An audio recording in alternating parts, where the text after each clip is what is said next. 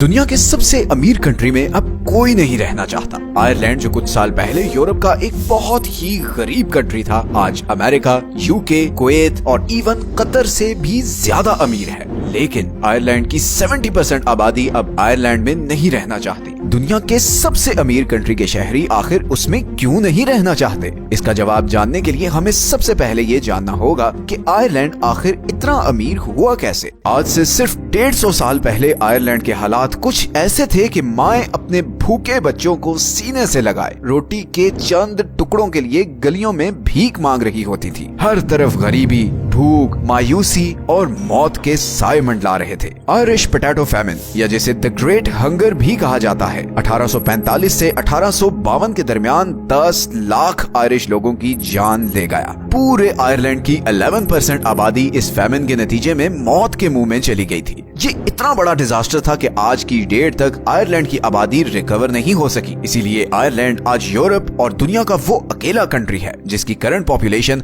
1840 की पॉपुलेशन से बहुत कम है। आयरलैंड 1922 में ब्रिटिश एम्पायर के कंट्रोल से तो आजाद हो गया, मगर अगले 50 साल तक उसके हालात कोई खास नहीं बदले। फिर 1973 में आयरलैंड यूरोपियन इकोनॉमिक कम्युनिटी का मेंबर बन गया और यहाँ आयरलैंड को अपने हालात बदलने की एक अपॉर्चुनिटी नजर आई। बेसिकली इस कम्युनिटी का मेंबर होने का मतलब था कि आप सारे मेंबर कंट्रीज को अपना माल बेच सकते थे और आपको सिर्फ एक कंट्री में टैक्स देना होगा। आयरलैंड की लीडरशिप ने सोचा कि क्यों ना इस लॉ से फायदा उठाया जाए। आयरलैंड ने अनाउंस किया कि यूरोप में बिजनेस के लिए आने वाली कंपनीज आयरलैंड में अपने ऑफिसेज सेटअप कर सकती हैं और उनसे बहुत कम टैक्स लिया जाएगा, बल्कि उल्टा गवर्नमेंट उन्हें सब्सिडीज देगी और बहुत ही सस्ती कीमत पर ऑफिस के लिए जमीन भी दी जाएगी। इस अनाउंसमेंट के बाद बड़ी बड़ी कंपनीज अपने हेड ऑफिसेज और ऑपरेशंस आयरलैंड में शिफ्ट करने लगी। Dell, Microsoft, Intel, De Beers, इस जैसी बहुत सी कंपनीज हाई टैक्स रेट से बचने के लिए आयरलैंड शिफ्ट होने लगी। Tax free policies, business friendly environment और जबरदस्त लॉ एंड ऑर्डर सिचुएशन की वजह से आयरलैंड में बहुत ज्यादा फॉरेन इन्वेस्टमेंट आने लगी थी। इतनी ज्यादा कि सिर्फ 10 सालों में 1990 से 2000 के बीच आयरलैंड में फॉरेन इन्वेस्टमेंट 2.2% से 49.2% तक चली गई। टैक्सेस कम थे, सैलरीज ज्यादा थी, लोगों की परचेजिंग पावर बढ़ती गई, लोग पैसा खर्चते गए,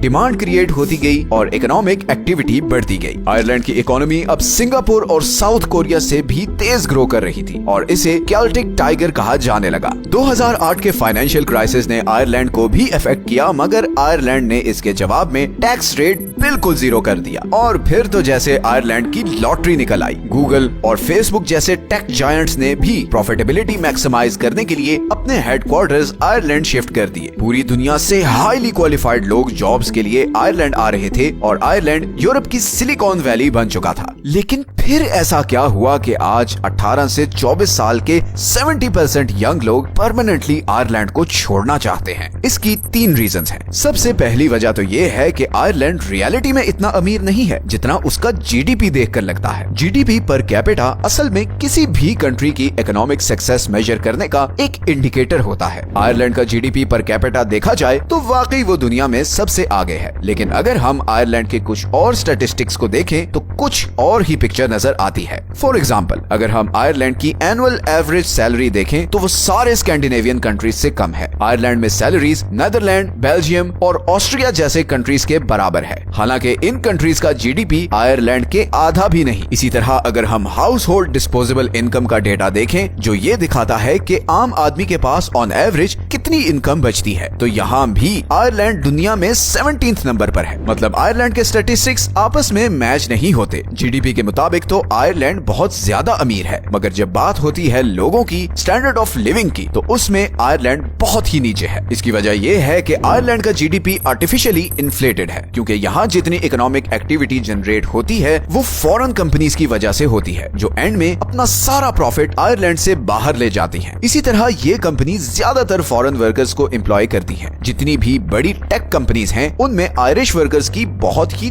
थोड़ी परसेंटेज है। आयरलैंड के ज्यादातर लोग एग्रीकल्चरल इंडस्ट्री या फिर एज अ कैशियर, सेल्स या रिटेल असिस्टेंट या फिर माइनिंग इंडस्ट्री में काम करते हैं और जाहिर है इन तमाम फील्ड्स में सैलरीज टेक कंपनीज की सैलरी से बहुत कम होती है। आयरलैंड की जो अभी करंट एवरेज एनुअल सैलरी है ये भी इन बाहर से आयरलैंड आने वाले टेक इंडस्ट्रीज के वर्कर की वजह से इन्फ्लेटेड है, वरना अगर सिर्फ आयरिश लोगों की एवरेज एनुअल सैलरीज ली जाएं तो ये टोटल फिगर और भी कम हो जाएगा। मतलब स्टैटिस्टिक्स और ग्राउंड रियलिटी में बहुत बड़ा फर्क है और ये ऐसी चीज है जिसका शिकार बहुत से कंट्रीज हैं। जैसे इंडिया जीडीपी के मुताबिक आज दुनिया की 5वीं सबसे बड़ी इकोनॉमी है, मगर अगर हम जीडीपी पर कैपिटा देखें तो वो 140th नंबर पर है, विच मींस कि गो के इंडियन इकोनॉमी बहुत स्पीड से ग्रो कर रही है मगर लोगों की इनकम और स्टैंडर्ड ऑफ लिविंग उस स्पीड से ग्रो नहीं कर रहे। तो जहां आयरलैंड की गवर्नमेंट पूरी दुनिया में ये दिखावा कर रही है कि वो दुनिया का अमीर तरीन कंट्री है, वहीं आयरलैंड के लोगों की इनकम और स्टैंडर्ड ऑफ लिविंग बहुत से यूरोपियन कंट्रीज से नीचे है और इसीलिए यंग आयरिश दूसरे कंट्रीज में जाना चाहते हैं। इसी तरह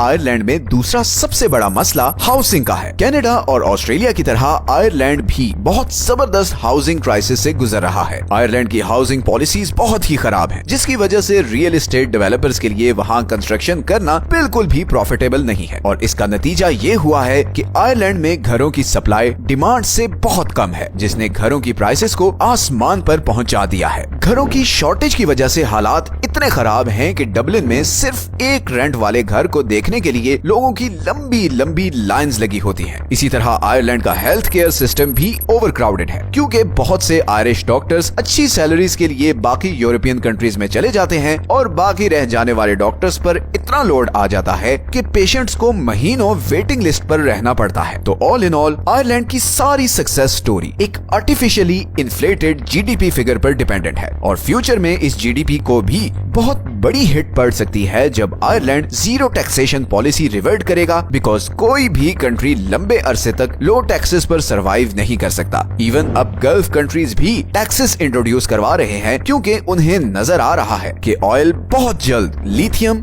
और सोडियम आयन से रिप्लेस होने वाला है। आयरलैंड टैक्सेस बढ़ाएगा तो उसका ये यूनिक एडवांटेज खत्म हो जाएगा और फिर बहुत सी फॉरेन कंपनीज वापस अपने होम कंट्रीज में चली जाएंगी और आयरलैंड की इकोनॉमिक प्रोग्रेस बहुत बुरी तरह एक्सपोज हो जाएगी। लॉन्ग टर्म सक्सेसेस के लिए अपनी डोमेस्टिक इंडस्ट्रीज को मजबूत बनाना बहुत जरूरी है। सिर्फ फॉरेन इन्वेस्टमेंट पर रिलाई करने से इकोनॉमिक फिगर्स तो इम्प्रूव हो सकते हैं, मगर ग्राउंड लेवल पर तरक्की नहीं हो सकती। ये हैं वो सारे सोर्सेज जहां से हमने इस वीडियो के लिए कंसल्ट किया है। अगर आप ऑस्ट्रेलिया और कनाडा की सिचुएशन से रिलेटेड वीडियोस देखना चाहते हैं तो इन कार्ड्स पर क्लिक करें। मिलते हैं नेक्स्ट वीडियो में एक और इंटरेस्टिंग टॉपिक के साथ। अपना ख्याल रखें। अल्लाह हाफिज।